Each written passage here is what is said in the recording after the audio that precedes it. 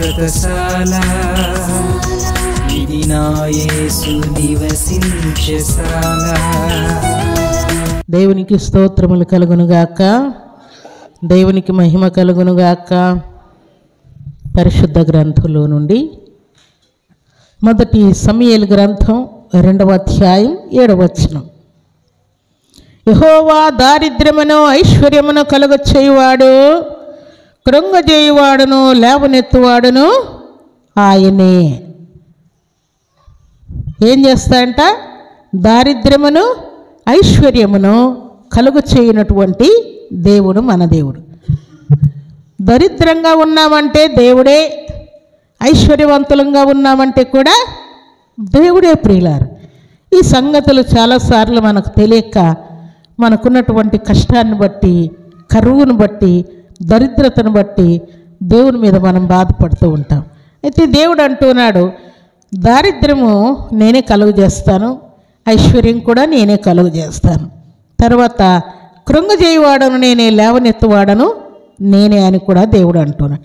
ఏ పరిస్థితుల్లోనైనా కష్టం కలిగినప్పుడు కృంగిపోతూ ఉంటాం, సంతోషం వస్తే పొంగిపోతూ ఉంటాం. పెద్దలు ఏమంటూ ఉంటారంటే, బాగా సంపద కలిగింది, బాగా అమౌంట్ వచ్చింది, ఉద్యోగం వచ్చింది, ప్రమోషన్ వచ్చింది, పంటలు బాగా పండాయి, అన్ని పరిస్థితులు బాగున్నప్పుడు పొంగిపోవద్దు. అలాగే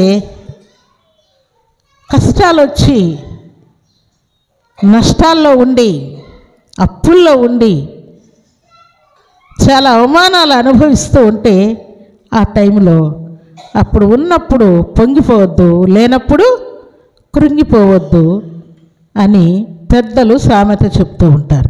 అయితే దేవుడు అంటూ ఉన్నాడు, ఇవన్నీ నేనే కలుగు చేసేది. దేవుడు సమస్తాన్ని కలుగు చేస్తూ ఉంటే ఇవన్నీ పక్కన పెట్టి మనం ఏమేమో ప్రయత్నాలు చేస్తే మనం దారిద్ర్యాన్ని పోగొట్టుకోలేము, ఐశ్వర్యాన్ని కూడా తెచ్చుకోలేము. అలాగని కృంగిపోయిన పరిస్థితులు సరి చేసుకోలేము. దేవుడు లేవనెత్తిన తర్వాత మరలా ఇంక మనం దిగొచ్చే పరిస్థితి లేదు, బాగా హెచ్చింపబడ్డాం అనడానికి కూడా లేదు. ఎవరినైనా దేవుడు దింపగలడు, ఎవరినైనా ఎక్కించగలడు ప్రియులారు. అందుకే దేవుడు అంటున్నాడు చూడండి, కీర్తనల గ్రంథం 72వ అధ్యాయం 12-13 వచనాలు చదువుకుందాం.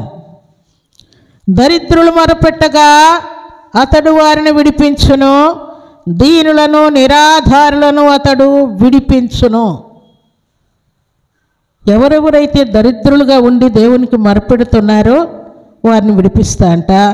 దీనులను నిరాధారులను అతడు విడిపించు. ఎందుకు దరిద్రులన్నా, బీదలన్నా, దీనులన్నా దేవుడు ఎందుకంత కనికరం చూపిస్తూ ఉన్నాడు అని అంటే, వారు నిత్యము దేవునికి లోబడుతూ ఉంటారు, దేవుని మాటకు తల వంచుతూ ఉంటారు, దేవునికి వారికి ఒక సత్సంబంధం ఉంటుంది. కష్టం రాగానే అబ్బా తండ్రి అని మొరపెట్టుకునేటువంటి శ్రేష్టమైన సుగుణం వారికి ఉంటుంది ప్రియులారు. అందుకని దీనులు ప్రార్థన చేస్తే, పేదలు ప్రార్థన చేస్తే దేవుడు వెంటనే తల వంచి జవాబిస్తూ ఉంటాడు. నువ్వు ఏడ్చావంటే ఏడ్చి ఒకవేళ నా కన్నీళ్ళన్నీ పాడైపోతూ ఉన్నాయి, దేవుడు నా ప్రార్థన ఆలకించట్లేదు అనుకోవడానికి వీలు లేకుండా ఏడ్చిన ప్రతిసారి నీ గుండె బరువుగా ఉంది, భారంగా ఉంది, దుఃఖంతో ఉంది అని అంటే దేవుని దగ్గర 10 నిమిషాలు లేక ఒక 20 నిమిషాలు లేకుంటే ఒక హాఫ్ అన్ అవర్ మోకరించి కన్నీరు కార్చండి. నీ హృదయంలో ఉన్నటువంటి బరువు అంతా తగ్గిపోతుంది. అమ్మయ్య, నా కష్టం అంతా నా దేవునికి చెప్పుకున్నాను, నిశ్చయముగా ఈ కష్టంలో నుండి దేవుడు నన్ను తప్పకుండా తప్పిస్తాడనేటువంటి రిలీఫ్ నీకు తప్పకుండా కలుగుతుంది. అందుకని దేవుడు అంటున్నటువంటి మాట ఏంటి? దారిద్ర్యము నా నుండే, ఐశ్వర్యం కూడా నా నుండే అని దేవుడు అంటూ ఉన్నాడు. పరిశుద్ధ గ్రంథంలో చాలామంది దరిద్రులను దేవుడు లేవనెత్తినట్టు వ్రాయబడి ఉన్నది. ఉదాహరణకు ఎస్తేరు గ్రంథము 2వ అధ్యాయం 7వ వచనంలో చక్కని మాటలు అక్కడ వ్రాయబడి ఉన్నాయి. తన పినతండ్రి కుమార్తె అయిన హదస్సా అను ఎస్తేరు తల్లిదండ్రులు లేనిదై ఉండగా అతడు ఆమెను పెంచుకొనెను. ఆమె అందమైన రూపమును సుందర ముఖము గలదై ఉండెను. తల్లిదండ్రులు లేనిదైనటువంటి ఈ ఎస్తేరు హదస్స అనేటువంటి పేరు కలిగినటువంటి ఈమెకు ఎస్తేర్ అని ఆయన పేరు పెట్టుకున్నాడు. జరిగిన కార్యం ఏంటంటే ఆయన కుమార్తెగా స్వీకరించాడంట. వరుసకి చెల్లి అవుతుంది ఆమె, కానీ కుమార్తెగా ఆమెను పెంచుకుంటూ ఉన్నాడు. ఈమె ఒక అనాథ, దిక్కులేనిది, పేదరాలు. అయితే దేవుడు ఆమెను ఎక్కడి వరకు తీసుకొని వచ్చాడంట ప్రియులారా? మొర్దెకై చేతిలో ఉన్నటువంటి ఈ హదస్స లేక ఈ ఎస్తేరు రాజనగర్కి వెళ్ళి కన్యకలతో పాటు ఆమె కూడా సుగంధ ద్రవ్యాలన్నీ రాసుకుంటూ అక్కడున్నటువంటి కాలమంతా కూడా మొర్దెకై మాట వినుకుంటూ ఉన్నట్టు వ్రాయబడి ఉన్నది. అయితే జరిగిన కార్యం ఏంటంటే అక్కడ ఉన్నటువంటి కన్యకలు చాలామంది ఉన్నారు ప్రియులారా. ఏ కన్యకను కూడా రాజు అక్కడ ఇష్టపడినట్టు రాయబడలేదు ప్రియులారా. ఆమె మీద రాజుకు దయ పుట్టేనని వ్రాయబడి ఉన్నది. దయ పుట్టి ఇంకా ఏ కన్యకను కూడా ఆయన స్వీకరించలేదంట. ఎస్తేరును మాత్రమే స్వీకరించాడు. వస్తీకి బదులుగా ఎస్తేరు రాణి అయిపోయింది. మొదట్లో ఆమె ఏమైనది? చాలా పేదరాలు, దిక్కులేనిది, తల్లిదండ్రులు లేనిది, మొర్దెకై పెంచుకుంటున్నటువంటి పాప. కానీ దేవుడు ఆమెను ఆశీర్వదించి, అనగా మనం చదువుకున్న మాటలో ఏమన్నాడు ఆయన?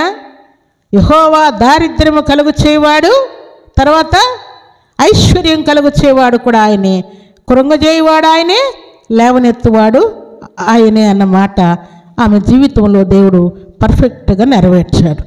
అలాగా ఆమె అన్నికి మనిగి మొర్దెకైకి లోబడుతూ, దేవునికి లోబడుతూ, విధేయురాలై, ఇష్టురాలై, యోగ్యురాలై జీవించినందుకు దేవుడు ఆమెను గొప్పగా ఆశీర్వదించాడు.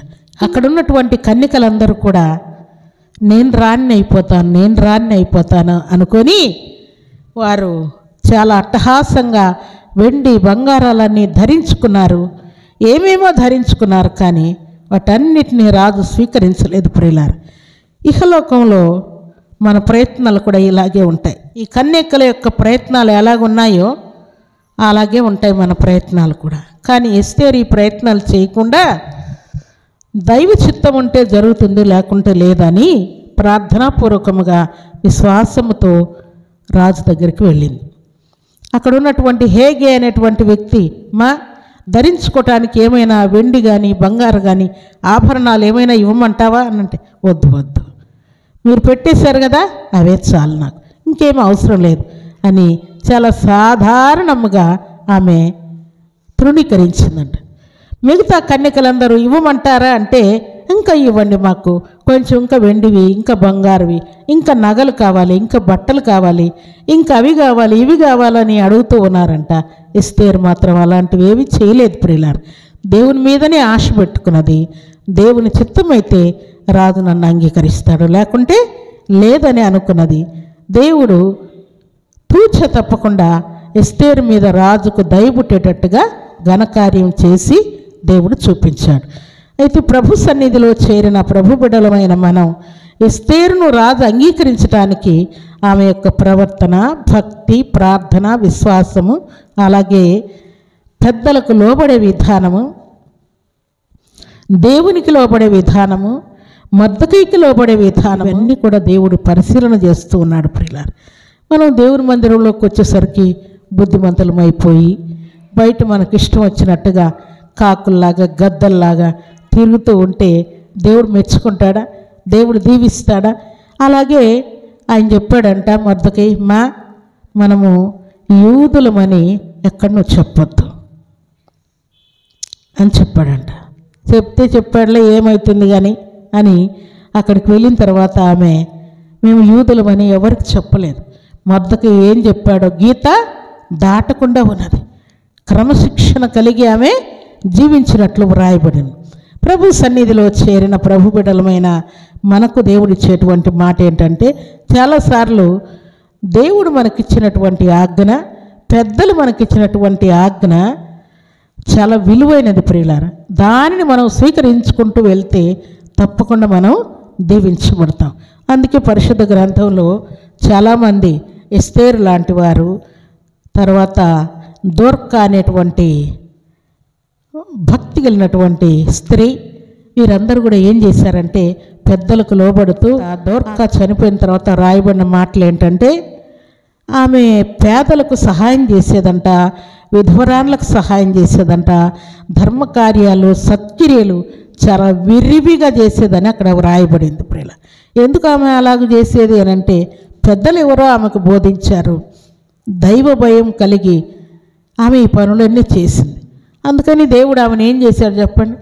దోర్కా చనిపోయినా కూడా మరలా తిరిగి లేవడానికి దేవుడు గొప్ప కృపనిచ్చాడు. ప్రియులారు, అంటే సత్క్రియలు చేయడము, లేక దేవునికి అర్పణ ఇవ్వడము, విధవరాన్లకు సహాయం చేయడము, దిక్కులేని వారికి అనాథలకు సహాయం చేయడము, దేవుని యొక్క ఆజ్ఞ నెరవేర్చడము, ఇది గొప్ప భాగ్యముగా ఎంచుకున్నది. ఈ మాట కంటే వేరే మాట నాకు అవసరం లేదన్నట్టుగా ఆమె నడుచుకున్నది. ప్రియుల, సామెతల గ్రంథం 3వ అధ్యాయం 10వ వచనం చదువుకుందాం.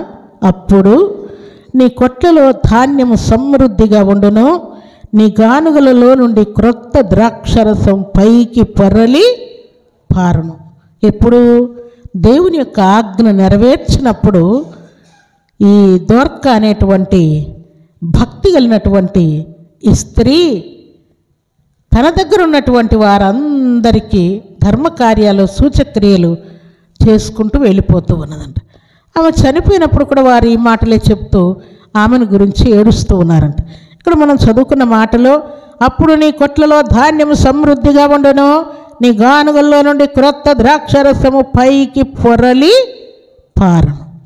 దేవునికి అర్పణ ఇవ్వుట పైకి పొంగి పొరలేటువంటి ఆశీర్వాదం కలుగుట. మలాకీ గ్రంథం 3వ అధ్యాయం 10వ వచనంలో కూడా ఈ శ్రేష్టమైన మాటలు వ్రాయబడింది. మీరు నాకు ఇచ్చి ఆకాశపు వాకిలి విప్పబడేటట్లుగా మీరు కార్యం చేసుకోండి అంటాడు. దేవుడు ఏ ఆజ్ఞ ఇచ్చాడో ఆ ఆజ్ఞ ప్రకారం భక్తులు ముందుకు వెళ్ళినట్టు వ్రాయబడింది. అందుకే వారు దారిద్ర్యములో నుండి ఐశ్వర్యవంతులుగా, ధనవంతులుగా దీవించబడ్డారు. కాబట్టి ప్రభు సన్నిధిలో చేరిన మనమందరం కూడా దేవుని నుండి ఇట్టి ఆశీర్వాదాలు పొందుకొని దేవునికి మహిమ తెచ్చే పాత్రలుగా ఉండాలని పరిశుద్ధాత్మ దేవుడు కోరుకుంటూ ఉన్నాడు. అలాంటి కృపా భాగ్యం సర్వశక్తిమంతుడైనటువంటి దేవాతి దేవుడు సర్వసమృద్ధిగా మనందరికీ అనుగ్రహించి ఆశీర్వదించునుగాక. ఆమేన్.